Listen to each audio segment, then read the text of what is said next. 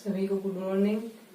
आज हम BSc final में इनऑर्गेनिक केमिस्ट्री जो फर्स्ट यूनिट चल रही थी उसमें हमने पढ़ लिया था कल की क्लास में comparison in between octahedral and tetrahedral crystal splitting थी। इन दोनों संकुलों में क्रिस्टल क्षेत्र विपाटन में जो तुलना थी वो हमने कल पढ़ ली थी। उसके बाद अपना जो तीसरा जो मतलब इसमें संक्रमण धातु जो आयंस होते हैं वो तीन प्रकार के संकुल बनेंगे। इसमें ऑक्टाहेड्रल, टेट्राहेड्रल और तीसरा आते हैं स्क्वायर प्लेनर वर्ग समतलीय संकुल। इन दोनों को हमने पढ़ लिया था। इनमें क्रिस्टल क्षेत्र विपाटन किस प्रकार से होगा। अब हमें पढ़ना है नेक्स्ट वर्ग समतलीय संकुलों में क्रिस्टल क्षेत्र विपाटन। ठीक है, इसके बाद देखिए आप किस प्रकार से होगा।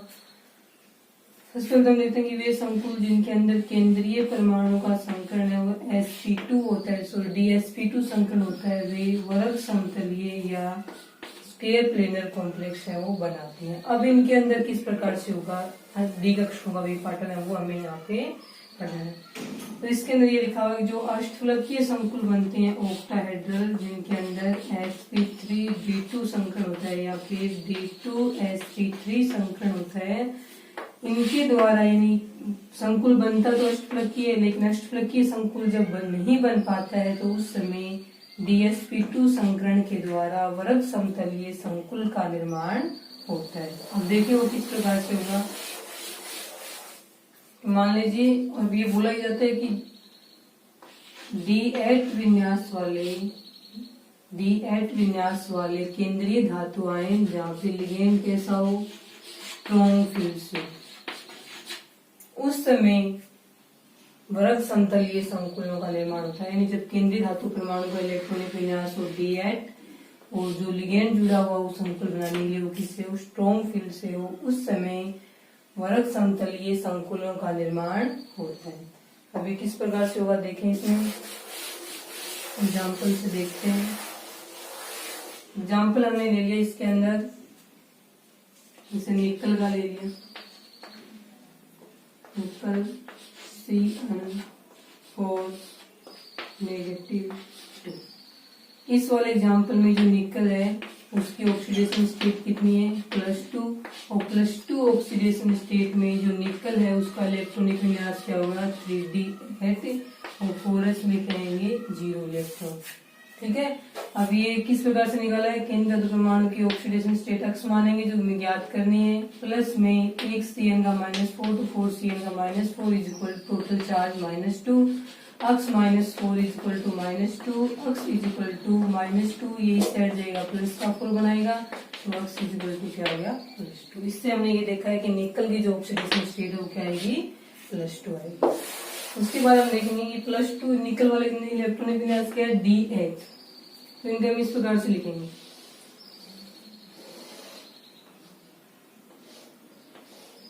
प्रयास। तो यहाँ पे भी क्या होता है अष्टफलकीय संकुल बनने का ही होता है। मान लीजिए हम यहाँ पे लिगेंड कितने हो 6 लिगेंड हो Cn के, 6 लिगेंड जुड़ नहीं पाते हैं, क्यों नहीं जुड़ पाते हैं वो यहाँ पे देखना। अब निकल का D8 इलेक्ट्रॉनिक विन्यास तो 5 हो गए, 6 7 8 इस प्रकार से आ गए। अष्टफलकीय संकुलों में जैसे विपाटन होता है द्विकक्षों का पहले विपाटन है वो सेम वैसे ही होगा इसके अंदर। तो अष्टफलकीय जो संकुल होते हैं उनके अंदर Eg कक्षक वो कहाँ जाते हैं यहाँ जाएंगे, और T2G कक्षक वो इसके अंदर यहाँ आएंगे। ये इसके अंदर हो गया T2G और ये वाले हो गए Eg कक्षक। उसके बाद देखें इसके अंदर जो इलेक्ट्रॉन है उसमें पहला इलेक्ट्रॉन सेकेंड थर्ड। अब ये क्या है स्ट्रॉन्ग फील्ड का लिगेंड है, तो यहाँ पे जो Eg और T2G कक्षकों के बीच ऊर्जा का अंतर है अष्टफलकीय के अंदर वो क्या होता है ज्यादा होता है पेयरिंग एनर्जी से। कल बताया था कि स्ट्रॉन्ग फील्ड का लिगेंड होने पर क्रिस्टल क्षेत्र विपाटन ऊर्जा का मान पेयरिंग एनर्जी से ज्यादा होता है। तो अब ये जो 4th नंबर वाला इलेक्ट्रॉन है वो यहाँ जाएगा, इसके साथ युग्मन करेगा। इलेक्ट्रॉन वही काम करता है जिसके लिए उसको कम ऊर्जा की आवश्यकता होती है। कम ऊर्जा किसमें आवश्यक है युग्मन में, तो चौथा इलेक्ट्रॉन यहाँ पे आएगा, 5वां और 6वां। और यहाँ पे 8 इलेक्ट्रॉन है तो 7वां इलेक्ट्रॉन यहाँ आ गया और 8वां इलेक्ट्रॉन वो यहाँ आ गया। ठीक है, उसके बाद इनमें से देखते हैं ये तो 3 कक्षक हो गए डी अक्स वाई, डी वाई जेड और डी अक्स जेड। लेकिन ये कक्षक कौन से इसके अंदर डी अक्स स्क्वायर वाई स्क्वायर, इसको हम मान लेंगे डी जेड स्क्वायर। ठीक है, उसके बाद देखें इसमें नेक्स्ट क्या होता है। अब ये 4 नहीं, शुरुआत में 6 लेते हैं लेकिन जुड़ते 4 हैं। क्यों जुड़ते हैं 4 वो देखना है यहाँ पे। अब इसमें क्या होगा, अष्टफलकीय संकुल जुड़ने के लिए लिगेंड कहाँ से आते हैं, अक्षों की दिशा से, और अक्षों के ऊपर कक्षक कौन से होते हैं, ईजी कक्षक होते हैं। अब लिगेंड भी इन्हीं कक्षकों की दिशा से आ रहे हैं और जो कक्षक है ईजी वो भी अक्षों के ऊपर ही है। तो अब क्या करेंगे, जो 6 लिगेंड आ रहे हैं उनमें से 2 लिगेंड ऐसे होती है अक्ष वाई जेड माइनस अक्ष माइनस वाई और माइनस जेड। अब जो अष्टफलकीय संकुल जुड़ने बनने के लिए 6 लिगेंड आएंगे वो अक्षों की दिशा से आएंगे। तो 2 लिगेंड, एक यहाँ से एक यहाँ से, 2 लिगेंड वाई एक्सिस से, 2 लिगेंड जेड एक्सिस से आएंगे। अब ये जो दोनों कक्षकों में से जो इसके अंदर, अब इसके अंदर जो 6 लिगेंड आ रहे हैं वो 2 अक्ष एक्सिस से, 2 वाई एक्सिस से और 2 आ रहे हैं जेड एक्सिस से। अब ये जो कक्षक है जो डी एक्स के वाई स्क्वायर जो कि यहाँ पे है, ये कक्षक 4 लिगेंडों से प्रतिकर्षित होता है। 2 तो एक्स एक्सिस से आने वाले और 2 वाई एक्सिस से आने वाले।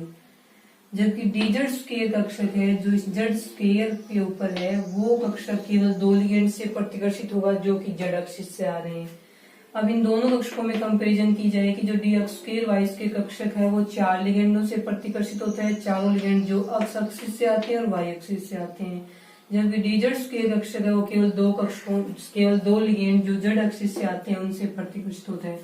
अब इस कक्षक, ये जो कक्षक वो 4 लिगेंडों से प्रतिकर्षित हो रहा है और ये वाला केवल 2 से, तो इन दोनों का भी आगे क्या होता है, विपाटन होता है।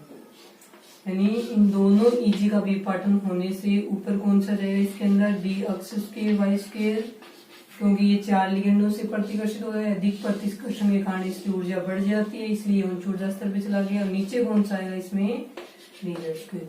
अब यहाँ पे दोनों में एक एक इलेक्ट्रॉन है, वो दोनों इलेक्ट्रॉन कुंड के नियम अनुसार कम ऊर्जा वाले कक्षक में जाएंगे दोनों डी जेड स्क्वायर। पहला मान लीजिए एक इसके अंदर चला गया। अब इन दोनों के बीच जो ऊर्जा का अंतर है, यदि यहाँ पे जो लिगेंड है वो वीक फील्ड से हो, दुर्बल क्षेत्र का लिगेंड हो, तब तो यहाँ पे अंतर ज्यादा नहीं होता है, यानी एक इलेक्ट्रॉन यहाँ जाएगा दूसरा यहाँ जाएगा। लेकिन यदि स्ट्रॉन्ग फील्ड का लिगेंड हो तो यही कंडीशन बनती है, यानी क्रिस्टल क्षेत्र विपाटन ऊर्जा का मान पेयरिंग एनर्जी से क्या होता है, ज्यादा होता है। इस कारण से जो ये दोनों इलेक्ट्रॉनों में से दूसरा इलेक्ट्रॉन है वो इस उच्च ऊर्जा वाले कक्षक में नहीं जाकर निम्न ऊर्जा वाले कक्षक डी जेड स्क्वायर में चला जाएगा। अब ये कंप्लीट हो गया ये कक्षक, और ये वाला क्या हो गया, वेकेंट हो गया। अब जो आने वाले लिगेंड है, अब इस कक्षक के पास तो केवल 4 लिगेंड ही आ पाएंगे, 2 एक्स एक्सिस से आने वाले, 2 वाई एक्सिस से आने वाले। जबकि जेड एक्सिस से आने, ये जो 4 लिगेंड है जो 2 एक्स एक्सिस से आ रहे हैं, 2 वाई एक्सिस से आ रहे हैं, वो तो इस कक्षक के पास जाएंगे और इसको अपने इलेक्ट्रॉन दे करके इसके साथ में कोऑर्डिनेशन बॉन्ड है वो बना लेंगे। लेकिन जेड एक्सिस से आने वाले जो दोनों लिगेंड होते हैं वो इस कक्षक के पास जाएंगे। ये कक्षक पहले से भरा हुआ है, ये कक्षक बोल देगा मेरे को इलेक्ट्रॉन नहीं चाहिए। जब इस कक्षक को लिगेंड के द्वारा दिए जाने वाले इलेक्ट्रॉन चाहिए ही नहीं, तो ये जो लिगेंड है वो इस कक्षक के साथ बंध नहीं बना पाएगा। तो आए थे 6 लिगेंड, लेकिन जेड एक्सिस से आने वाले दोनों लिगेंड हैं वो इस भरे हुए डी जेड के कक्षक के कारण प्रतिकर्षित हो जाते हैं, यानी ये इसके साथ में नहीं जुड़ पाते हैं। तो 6 लिगेंड आए थे, उनमें से केवल 4 लिगेंड ही इस कक्षक से जुड़ पाते हैं। इस कारण से 6 लिगेंड की बजाय 4 लिगेंड जुड़ेंगे, और 4 लिगेंड जुड़ते हैं तो बनने वाला जो संकुल है वो अष्टफलकीय नहीं होकर क्या होगा, वर्ग समतलीय या स्क्वायर प्लेनर कॉम्प्लेक्स है वो होता है। इसका संकरण कौन सा होगा, तो ये डी कक्षक और उसके बाद आगे वाले एस और D2। एक एस से जुड़ेगा जो 4 लिगेंड थे उनमें से 2 पी से जुड़ेंगे और एक डी से जुड़ेंगे। तो संकरण कौन सा होगा इसमें, DsP2 संकरण। तो DsP2 संकरण जो होता है उसमें जो डी कक्षक है वो कौन सा होता है, d x square Y square. ये वाला जो कक्षक होता है d x square Y square, वो कक्षक DsP2 संकरण में भाग लेता है। तो इस प्रकार से हम ये बोलते हैं कि पहले बन तो रहा था यहाँ पे अष्टफलकीय संकुल, लेकिन इसमें ये लिखा जाए कि जो वर्ग समतलीय संकुल है वो कब बनेंगे, या अष्टफलकीय संकुल बनने के असफल प्रयास में वर्ग समतलीय संकुलों का निर्माण होता है। अष्टफलकीय संकुल बनने के असफल प्रयास में वर्ग समतलीय संकुलों का निर्माण है वो होता है। तभी बनेंगे जब यहाँ पे लिगेंड क्या हो, स्ट्रॉन्ग फील्ड से हो। यदि लिगेंड वीक फील्ड से होता है तो DsP2 संकरण है वो नहीं होकर के कौन सा संकरण होगा, sp3 संकरण है वो हो जाता है। ये हो गया आपके यहाँ पे वर्ग समतलीय जो संकुल है उनके अंदर क्रिस्टल क्षेत्र विपाटन। उसके बाद इसके अंदर जो नेक्स्ट टॉपिक आता है वो देखेंगे हम मैग्नेटिक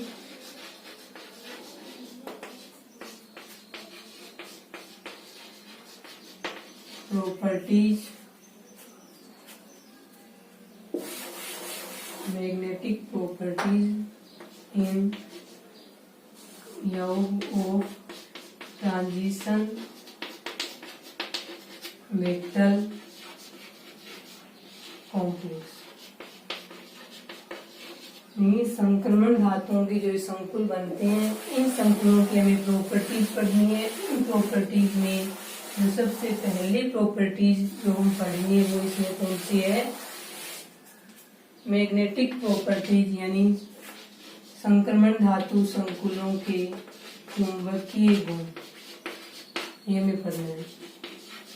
ट्रांजिशन मेटल कॉम्प्लेक्स, ठीक है, ये हम कल पढ़ेंगे, लेकिन इसमें थोड़ा देख लें चुंबकीय गुण का मतलब क्या होता है कि यदि उसके अंदर संकुल के केंद्रीय धातु परमाणु के पास अयुग्मित इलेक्ट्रॉन, अनपेयर्ड इलेक्ट्रॉन प्रेजेंट होते हैं तो वो क्या होगा, और अयुग्मित इलेक्ट्रॉन है वो एब्सेंट होते हैं यानी उपस्थित नहीं होते हैं तो वो क्या होगा। अयुग्मित इलेक्ट्रॉनों को हम किससे लिखेंगे, एन से लिखेंगे। इसमें एन है वो कुछ ना कुछ वैल्यू यानी 0 के इक्वल नहीं होगा, इस वाले में एब्सेंट है, इसका मतलब अयुग्मित इलेक्ट्रॉनों की संख्या 0 है।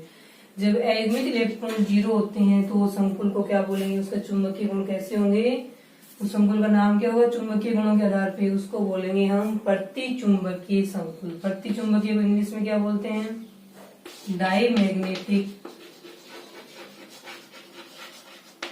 कॉम्प्लेक्स, ठीक है।